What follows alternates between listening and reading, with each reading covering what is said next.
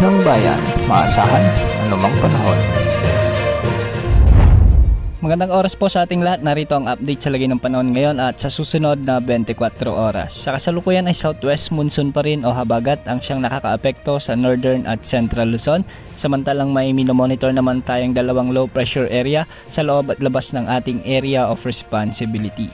Dahil nga sa umiiral na habagat, asahan ang maulap na kalangitan na may mga kalat-kalat na pagulan at pagkidlat-pagkulog sa bahagi ng Ilocos Region, particular sa may Ilocos Norte, Ilocos Sur, La Union at ilang bahagi ng Pangasinan, sa bahagi ng Cagayan, Apayao, Abra at Zambales. Ang mga lugar na ito ay posibleng makaranas ng mga pag-ulan na siyang posibleng magdulot ng mga pagbaha at pagguho ng lupa, lalo na kung may mga katamtaman hanggang sa kung minsan ay malalakas na pagbuhos ng ulan. Samantala, asahan pa rin ang maulap hanggang sa maulang panahon sa bahagi ng Metro Manila at sa nalalabing bahagi ng Cordillera Administrative Region, Cagayan Valley at Central Luzon. Dulot pa rin ito ng umiiral na southwest monsoon o habagat. Posible rin ang mga biglaang pagbaha at pagguho ng lupa, lalo na kung may mga severe thunderstorms. Samantala, sa nalalabing bahagi ng ating bansa, asahan naman ang maulap na kalangitan na may mga kalat-kalat na pag-ulan at pagkidlat-pagkulog, dulot naman ng mga localized thunderstorms, particular sa bahagi ng Bicol Region,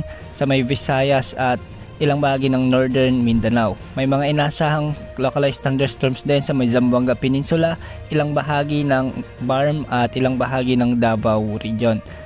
Posible pa rin ang mga flash floods at landslides, lalo na kung may mga malalakas na thunderstorms. Samantala, huling namataan ang low pressure area sa layong 1,340 kilometers, silangan-hilagang silangan ng extreme northern Luzon. Ayon sa Pag-asa, kikilos ito ng pakanluran sa boundary ng ating area of responsibility at posible nitong hatakin ang habagat sa mga susunod na araw. Posible muli itong magpaulan sa bahagi ng extreme northern Luzon o di kaya naman ay sa northern Luzon area.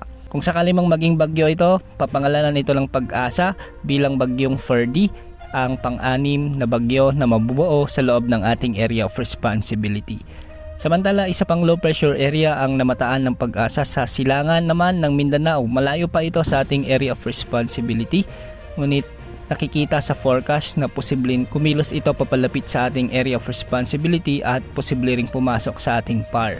Kung sakali mang pumasok ito at maging bagyo, papangalanan din ito ng Pag-asa bilang bagyong Hiner. Depende kung sino ang maunang low pressure area na maging bagyo sa loob ng ating area of responsibility. Yung pangalawang low pressure area ay mataas ang tsansa na lumakas bilang bagyo at posibleng tumbukin nito ang Philippine Sea. Sa ngayon, hindi pa naman nakikitang tatama ito sa anumang bahagi ng ating kalupaan, ngunit bahagyan nitong palalakasin din ang habagat o southwest monsoon sa susunod na linggo. Yan muna ang latest update sa lagay ng panahon. Ito po ang weather update ng bayan, maasahan anumang panahon.